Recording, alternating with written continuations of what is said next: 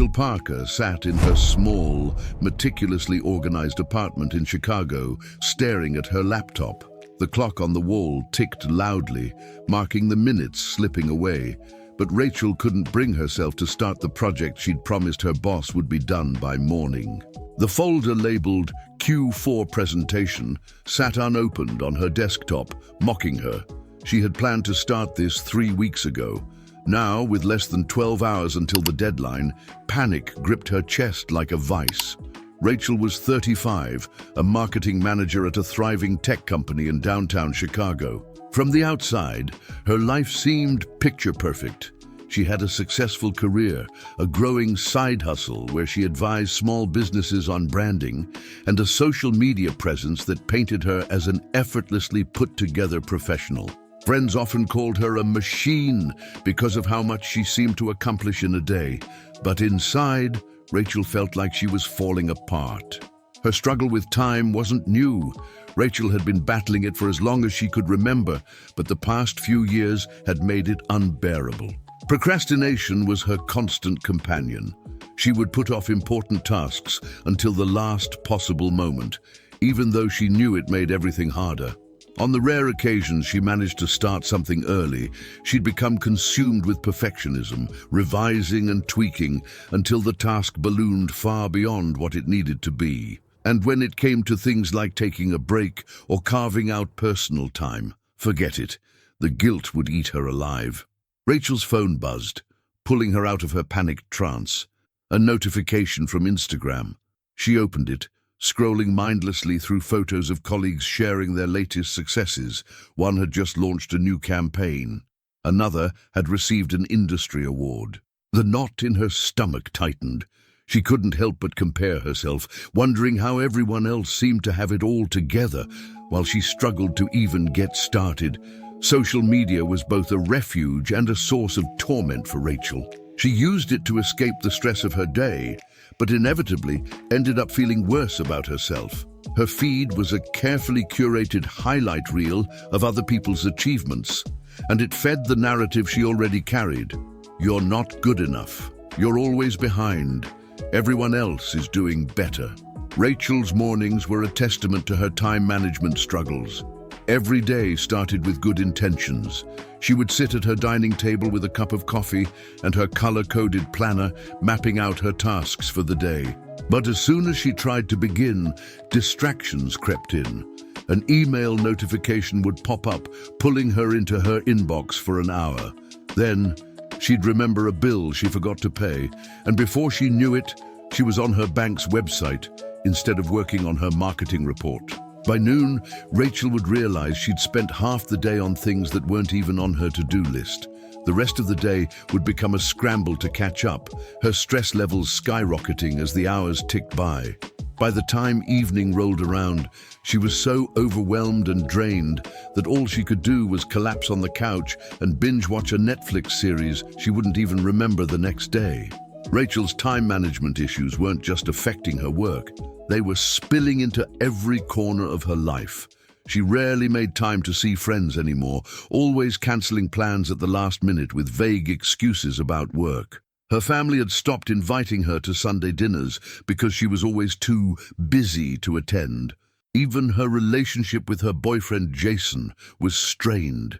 He'd once joked that she treated their dates like items to check off a to-do list, but the truth in his words stung. The worst part was the constant guilt and self-blame. Rachel often lay awake at night, replaying the day's events and berating herself for not being more productive. "Why can't you just get it together?" she'd whisper to herself in the dark. "What's wrong with you?" The thoughts would spiral until she was paralyzed with anxiety, making it even harder to start fresh the next day. The tipping point came after a particularly bad week at work. Rachel had missed a major deadline for a campaign launch, something she had never done before. Her boss, Meredith, pulled her into a meeting and, though she tried to be understanding, made it clear that this couldn't happen again. "I'm not mad, Rachel," Meredith said gently, "but I am concerned. You're one of the most talented people on this team, but lately you've seemed distracted. Is everything okay?" Rachel nodded mechanically, mumbling something about being a little overwhelmed. But inside, she felt like a fraud. She was supposed to be the reliable one, the overachiever. How had she let it get this bad? That evening, she sat on her couch with her laptop, staring at the Google search bar. Her hands hovered over the keyboard for a moment before she typed, "Why can't I manage my time?" The results flooded the screen. Articles about productivity hacks, time-blocking techniques, and tips for overcoming procrastination. But one headline caught her eye: the surprising link between trauma and time management. She clicked on the article, her curiosity piqued. As she read, something clicked. The patterns it described, avoidance, perfectionism, the constant feeling of being behind, sounded eerily familiar. Could there be more to her struggle than just a lack of discipline? For the first time, Rachel considered that her time management issues might be rooted in something deeper. That realization was what led Rachel to Dr. Vincent Vale, a therapist she found through an online directory. His profile mentioned a focus on helping clients uncover the emotional roots of their challenges, and something about his approach felt different. She booked a consultation, unsure of what to expect, but hopeful that maybe, just maybe, there was a way out of the chaos. As she walked into Dr. Vale's office for the first time, she felt a mix of anxiety and relief. The space was warm and inviting, with soft lighting and shelves lined with books on psychology and mindfulness. Dr. Vale greeted her with a kind smile and a handshake. "It's nice to meet you, Rachel," he said. "Let's talk about what's been going on." For the first time, Rachel allowed herself to hope that she didn't have to face this battle alone. Rachel's first session with Dr. Vale started cautiously. She was unsure how to put her struggles into words, worried that she might sound like she was just making excuses for not being productive. But Dr. Vale's calm demeanor and attentive listening quickly put her at ease. His office felt like a safe space, somewhere she could finally unpack everything she had been carrying for years. "So," he began, sitting back in his chair, "you mentioned in your intake form that time management has been a big challenge for you. Can you tell me more about what that looks like day to day?" Rachel hesitated, then exhaled deeply. "It feels like I'm constantly running out of time," she said. "I plan my days meticulously. I have a color-coded planner, I use apps, I set reminders. But somehow, I still end up procrastinating or wasting time on things that don't matter.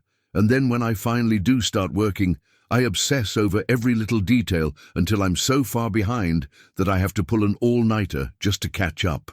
Dr. Vale nodded. "That sounds exhausting." "It is," Rachel admitted.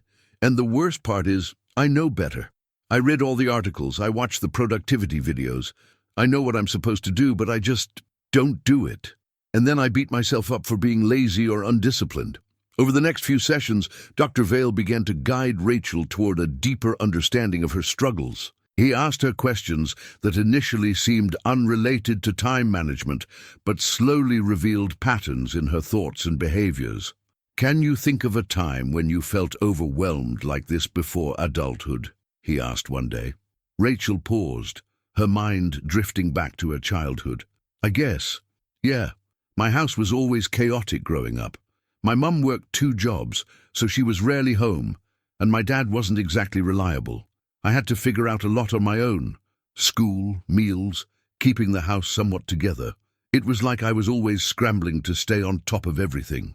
Dr. Vale leaned forward slightly. "That sounds like a lot for a kid to handle. How did you manage it?" Rachel shrugged. "I just did what I had to do. I learned pretty early on that if I didn't get something done, no one else would. And if I messed up, it was always a big deal. Lots of yelling, lots of guilt. So I guess I got used to putting a lot of pressure on myself." As they delved further into her past, Rachel began to see how her childhood experiences had shaped her relationship with time. Growing up in a high-stress, unpredictable environment had taught her to be hyper-vigilant, always bracing for the next crisis. That vigilance, while useful in her chaotic household, had become a source of anxiety in her adult life, making it difficult to focus on tasks without feeling overwhelmed. Dr. Vale helped Rachel recognize specific behaviors that were rooted in her past experiences. For example, her tendency to procrastinate wasn't just laziness, it was a form of avoidance. Certain tasks triggered memories of failure or criticism, and her brain responded by finding ways to delay the discomfort. Similarly, her perfectionism wasn't about striving for excellence, it was about avoiding judgment. If something was perfect, no one could criticize it, or so she thought. Your brain is doing what it thinks will protect you, Dr. Vale explained during one session. When you procrastinate or obsess over details, it's not because you're lazy or incompetent.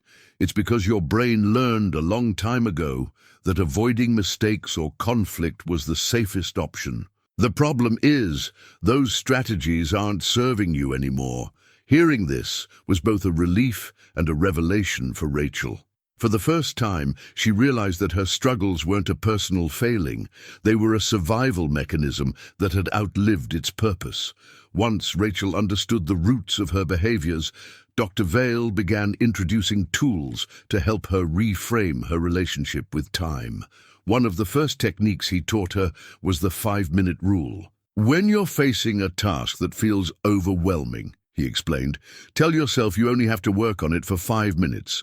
If, after 5 minutes, you still feel like stopping, you can. But most of the time, getting started is the hardest part. Rachel was skeptical at first, but she agreed to try it. The next time she found herself procrastinating on an important email, she set a timer for 5 minutes and started typing. To her surprise, by the time the timer went off, she was halfway through the email and didn't feel the need to stop. Dr. Vale also encouraged Rachel to set boundaries around her perfectionism. Ask yourself, what does good enough look like for this task? He said. Not every email needs to be a masterpiece, and not every project needs to win an award. Sometimes done is better than perfect. Of course, change didn't come easily. There were times when Rachel fell back into old habits, especially when she was under pressure. During one particularly stressful week, she stayed up until 2 a.m. 3 nights in a row, revising a presentation that was already perfectly fine. When she shared this with Dr. Vale, he asked, "What were you afraid would happen if you didn't put in those extra hours?" Rachel thought for a moment, then said, "I guess. I was worried people would think I didn't care, or that I wasn't good enough." "And is that true?" Dr. Vale asked gently. "No," she admitted. "I know I care about my work. I guess I just have a hard time trusting that other people will see that." As Rachel continued to practice the tools Dr. Vale had given her, she began to notice subtle but significant changes. Tasks that once felt paralyzing now felt manageable. She started prioritizing her to-do list based on what truly mattered, rather than what she thought would impress others. And most importantly, she began to treat herself with the same kindness she would offer a friend. One evening, after completing a report ahead of schedule, she wrote in her journal, "I'm starting to see that managing my time isn't just about calendars and checklists. It's about managing my fear. And for the first time, I feel like I can do that." Rachel sat in her office, staring at the email notification that had just popped up on her screen. It was from her boss, Meredith, with the subject line, "Urgent, presentation needed for tomorrow's client meeting." Her stomach sank. Tomorrow, that meant she had less than 24 hours to create a polished presentation for one of the company's most high-profile clients. A task like this would have paralyzed Rachel in the past, but today something was different.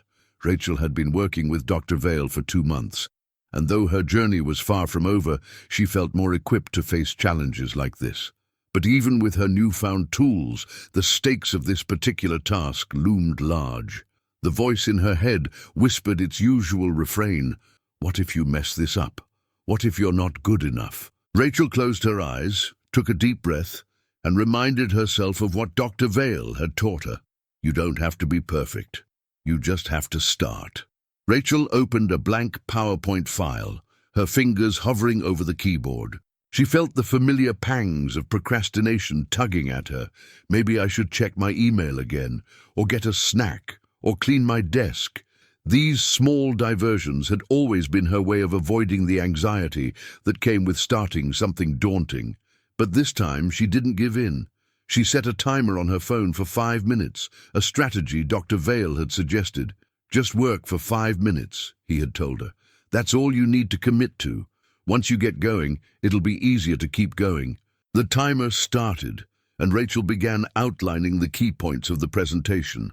By the time the timer buzzed, she was fully immersed in her work. The ideas flowed more easily than she expected, and the overwhelming weight of the task began to lift. She wasn't aiming for perfection, just progress. Just progress.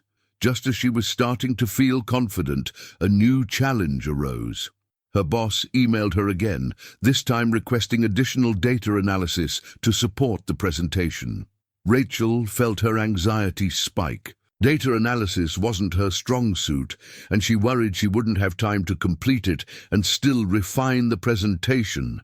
The old Rachel might have spiraled at this moment, spending hours fixating on the complexity of the task and questioning her own abilities.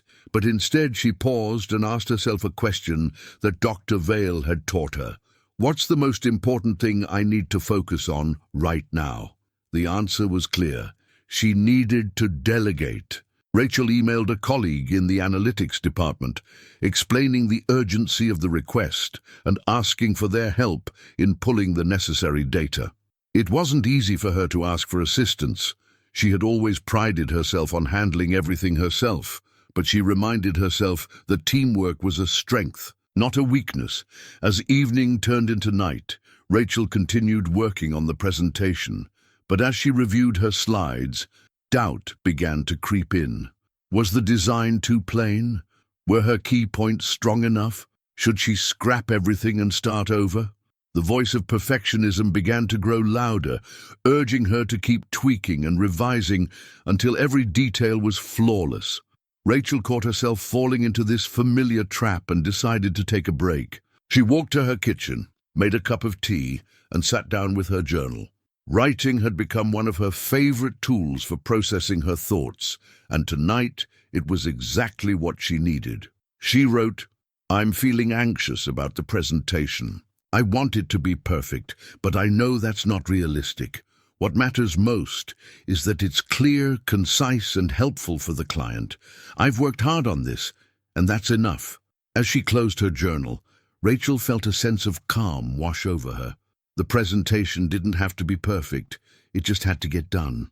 The next morning, Rachel arrived at the office with her laptop and a hard copy of her presentation. She had practiced her delivery several times and felt prepared, though the familiar flutter of nerves was still present. As the meeting began, she reminded herself of something Dr. Vale had told her.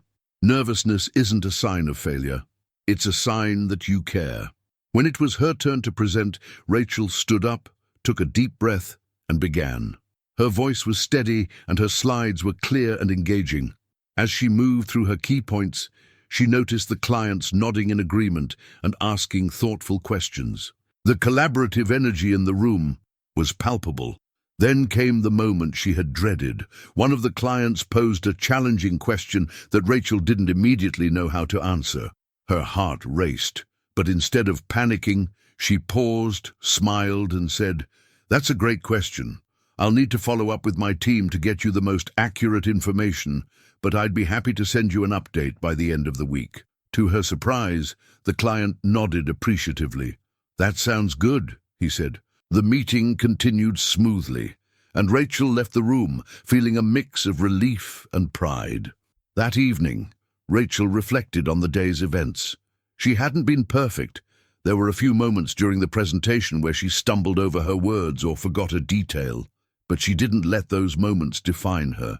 Instead, she focused on the fact that she had shown up, done her best, and handled the unexpected with grace. For the first time in years, Rachel felt like she was in control, not of time, but of how she responded to it. She wasn't a victim of her procrastination or perfectionism anymore. She had learned to navigate her challenges with resilience and self-compassion, and that made all the difference. The weeks following Rachel's successful presentation were filled with a sense of accomplishment she hadn't felt in years. She no longer dreaded opening her laptop or hearing her boss's voice call her into an impromptu meeting. Instead, she approached her work with a newfound confidence and clarity. This wasn't because her challenges had magically disappeared. They hadn't. Deadlines still loomed, expectations were still high, and anxiety still knocked on her door from time to time. But Rachel had learned how to manage these challenges in a way that felt sustainable and empowering. One Friday afternoon, Rachel found herself in the same coffee shop where she had spent countless hours scrolling through social media, feeling inadequate. This time, though, her laptop was open to a new document: Time Management Strategies for Marketing Professionals. She was writing a blog post to share the insights she had gained through her journey. Her words flowed effortlessly. For years, I thought my struggle with time was a personal failure. I blamed myself for procrastinating, for not being organized enough, for not working harder. But what I've learned is that time management isn't just about tools and techniques. It's about understanding the emotional patterns behind your behaviors. Once you start addressing those patterns, everything changes. Rachel paused, reading over what she had written. It felt strange, almost surreal, to see her experience laid out so clearly. But it also felt good, like she was finally making sense of something that had once seemed impossible to untangle. In therapy, Rachel continued to build on the progress she had made. She and Dr. Vale developed a system for setting realistic goals, prioritizing tasks, and managing setbacks. One of the most impactful changes was her relationship with self-compassion. Where she once saw it as a sign of weakness, Rachel now understood it as a powerful tool for resilience. For example, when she missed a deadline or made a mistake, she no longer spiraled into self-blame. Instead, she asked herself, "What can I learn from this, and what can I do differently next time?" This shift in mindset allowed her to recover more quickly and stay focused on moving forward. Her personal life also began to flourish. Rachel started making time for the people and activities that mattered most to her. She reconnected with old friends, took up yoga, and even planned a weekend getaway to Lake Michigan with her boyfriend, Jason. For the first time in years, she felt like she was living, not just surviving. In one of their final sessions, Dr. Vale reflected on Rachel's journey. "You've come a long way," he said, smiling warmly. "When we first met, you were carrying so much. Anxiety, perfectionism, the weight of expectations. And it felt like time was always working against you. But now, you've learned how to work with time instead of fighting it." Rachel nodded. "I think the biggest thing I've learned is that I don't have to be perfect to be productive, and I don't have to carry everything on my own. It's okay to ask for help, to take breaks, and to be kind to myself." Dr. Vale leaned back in his chair, his expression thoughtful. "That's a lesson many people never learn, and it's not just about time management, it's about life. When you treat yourself with compassion, you give yourself the space to grow, to make mistakes, and to thrive." As Rachel left his office that day, she felt a mix of gratitude and pride. Therapy had been a lifeline during one of the most challenging periods of her life, but now she was ready to move forward on her own. She knew the tools she had learned would serve her well, not just in managing her time, but in navigating whatever challenges came her way. Dr. Vale later shared Rachel's story anonymously in one of his YouTube videos, using it to illustrate the hidden connections between trauma and time management. Speaking directly to the camera, he said, "Rachel's story is one that many of you might relate to. Struggles with time management often go deeper than we realize. They're not just about calendars and to-do lists. They're about how we've learned to respond to stress, expectations, and even our own fears of failure. If you're feeling overwhelmed, I want you to know that it's not your fault. And it's not something you have to face alone. By understanding the emotional patterns behind your habits, you can begin to make real, lasting changes. Start small. Give yourself grace. And remember, progress is more important than perfection." Dr. Vale paused, his tone growing more personal. "You're more resilient than you think, and you're capable of creating the life you want, one step at a time. Rachel's transformation wasn't just about her own growth, it became a source of inspiration for others. When she shared her blog post with her colleagues, the response was overwhelmingly positive. One co-worker even pulled her aside to say, "I've been struggling with the same things for years. Reading your story made me feel less alone." This moment reinforced something Rachel had learned through therapy. Vulnerability isn't a weakness, it's a strength. By sharing her journey, she was helping others feel seen and understood, just as Dr. Vale had done for her. Rachel's story serves as a powerful reminder that change is possible, even when it feels out of reach. It's not about fixing yourself, it's about understanding yourself, meeting yourself where you are, and taking small steps toward the life you deserve. As Dr. Vale often says, transformation doesn't happen overnight, but with patience, compassion, and the right tools, it's absolutely within your reach.